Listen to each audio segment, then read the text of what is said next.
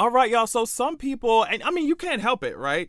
A lot of people have been comparing some House of the Dragon characters with some Game of Thrones characters. And besides the obvious, comparisons like Daenerys and Rhaenyra, there are a couple more that I want to run by y'all. And I want to see what y'all think. So let's talk about it now.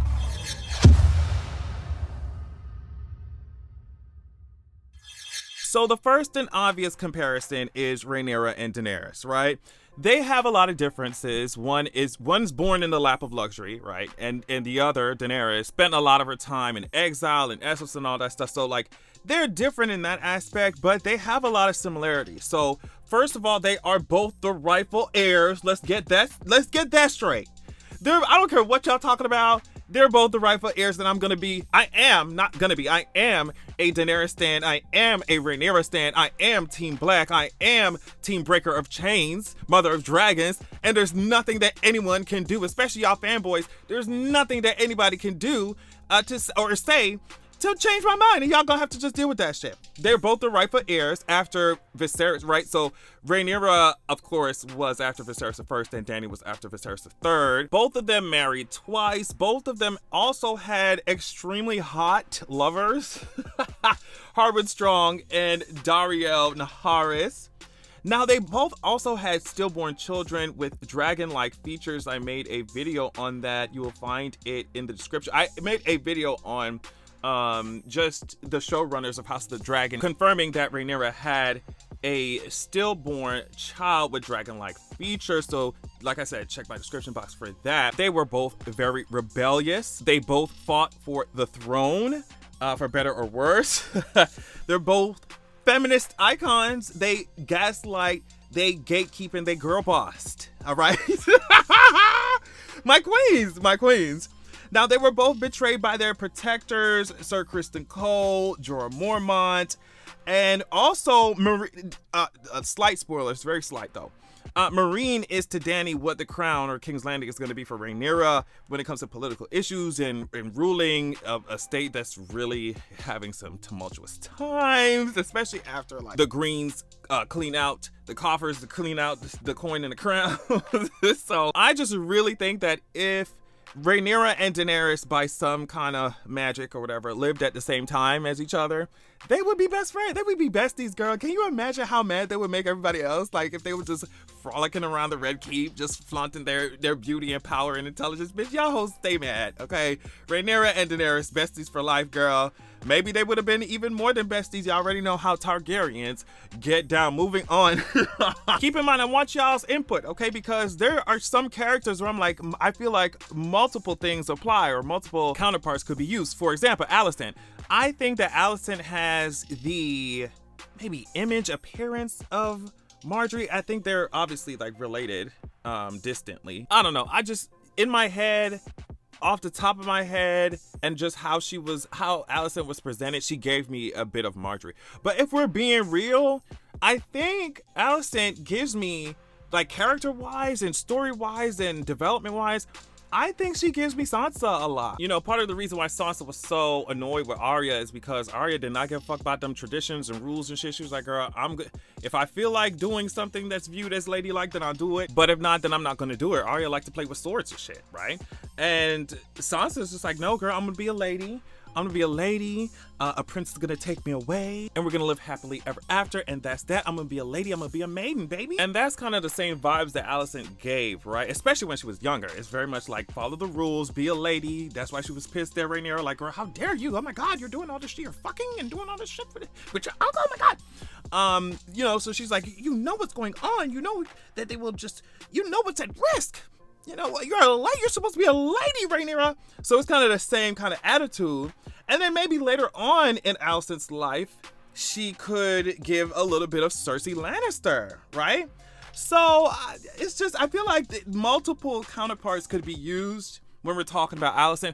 I want to know what y'all think about that one. Because by the end of it, Cersei's like grasping. I mean, everybody's like, by the end of their lives in this lore, like they're desperately trying to hold on to power. But, you know, being that both Alicent and Cersei are in the Red Keep at the time where this shit is coming to a close, but they're still desperately trying to hold on to power. It's just like those kind of align in parallel to me. So let me know what y'all think. Now, a lot of people have this discussion when it comes to Otto, like Sir Otto.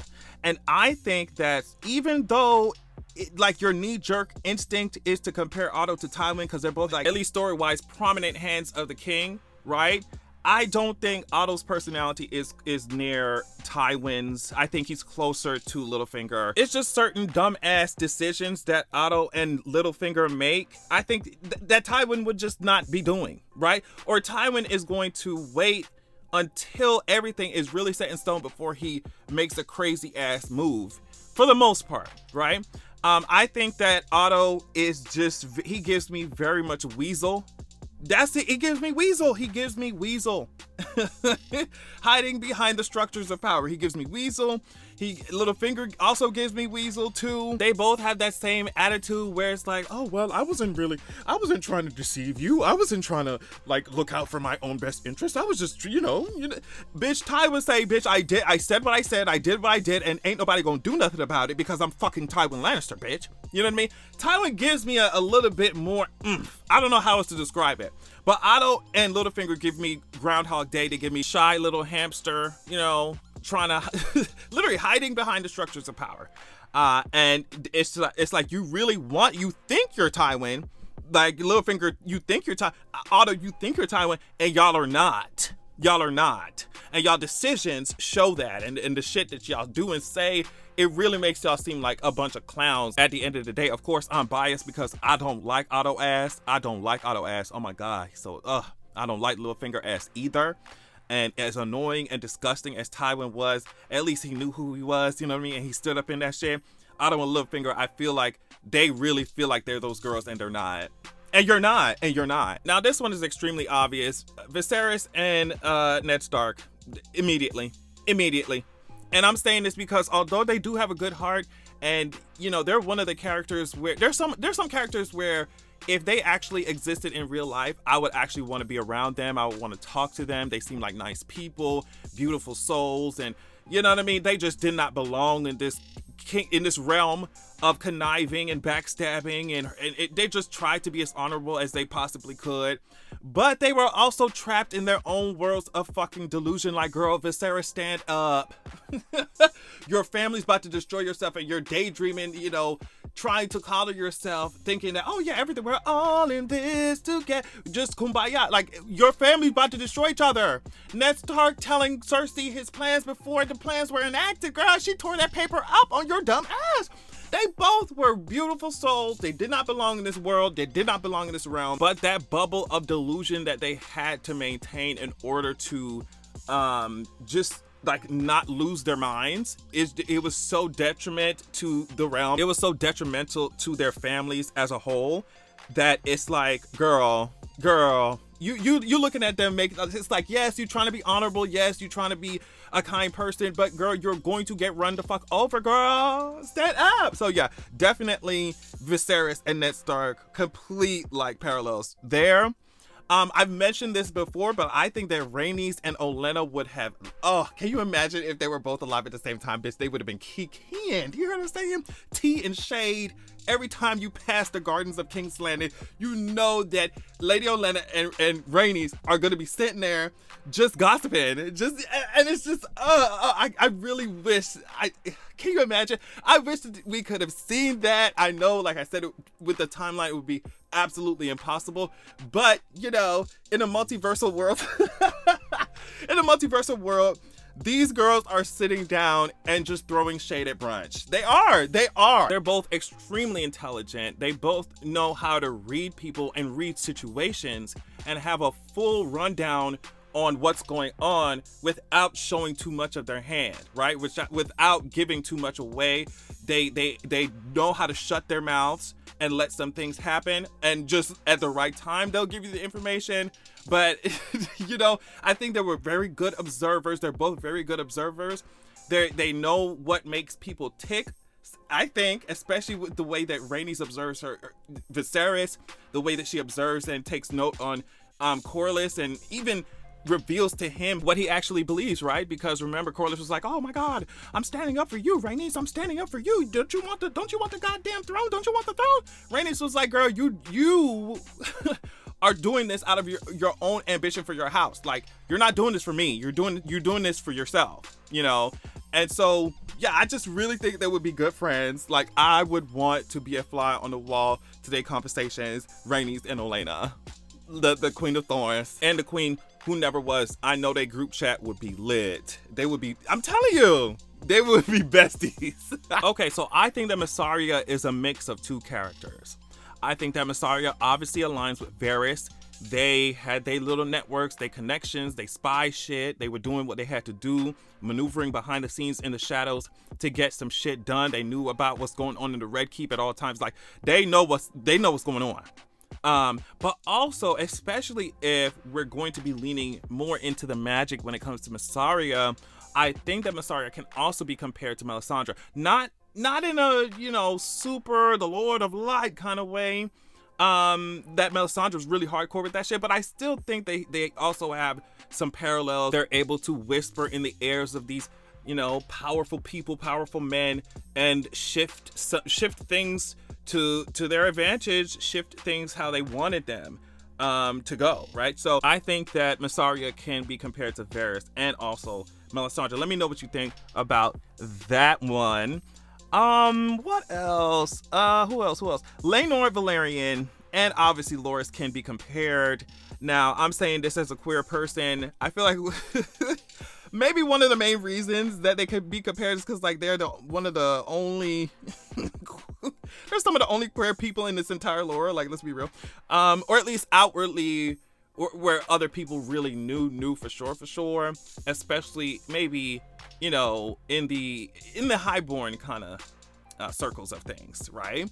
But I think one of the major differences between at least show Laenor and show Loras is that Loras was more secretive and punished more for his sexuality than I think Laenor was, in my opinion. Now, keep in mind, this is just a show, right? But I think Laenor was walking around drunk as hell, doing the fuck he wanted, saying, "Yeah, girl, I'm gonna do what I gotta do. I got these white twinks on my arm, like Sean Cody's on my arm, and I'm gonna do what I gotta do." Meanwhile, Laenor got fucking that star, that 7-pointed star etched on his fucking forehead.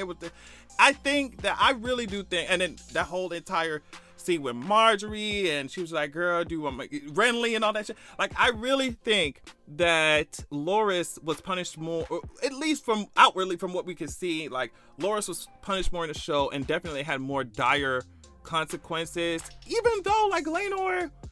But I mean, Laenor didn't die. They just faked his death so he could live his life. But Loras just went through some crazy shit that I think Laenor didn't. Like, he was right on the queen's hand, like literally married to the fucking. I'm saying the queen, but you know who I'm talking about, Rhaenyra, because she is the queen. Yeah. She was. He was right there with her, protected by her, all of that stuff. And I don't think just Marjorie was not in a position to be able to protect. Loras in the same way that Rhaenyra was. Does that make any sense? You see what I'm saying? So yeah, I feel like one of the main comparisons is that they both like men, just like me, child. Okay, the last one. Let's do this last one. Sir Criston Cole. Now, this one I really don't have an answer for, like a legit one. So I'm going to just leave the floor open for y'all to leave in the comments who y'all think Sir Criston Cole is most like in the show Game of Thrones. I saw some sites saying like Shay, just because of the betrayal between, her and Tyrion, and comparing that to how Sir Criston Cole turned against Rhaenyra. And obviously, I know there's like major differences when it comes to that whole Tyrion situation, when it like the book versus the show. Like, I know that those situations are different because they tried to make Tyrion a little bit more likable in the show than he is in the books, especially since he's like is given dark, evil stuff coming from Tyrion a lot, like way more than the show. So I don't know, just like maybe Theon is like Sir Criston Cole because he betrayed the fucking Starks. But even then, Theon had this redemption shit that Sir Criston Cole is obviously not gonna get. So I don't know. Just let me know what y'all think about like Sir Criston Cole. Like, who do you think he's most like in Game of Thrones? But yeah, this was a fun little video because I kept seeing the comparisons between obviously Viserys and Ned and Rhaenyra and Daenerys, and I'm like, let's go down and like let's have some fun, let's talk about it. So hopefully you enjoyed the video. I definitely had fun making it. Thank y'all so much for watching, and I'll check y'all out later. Peace.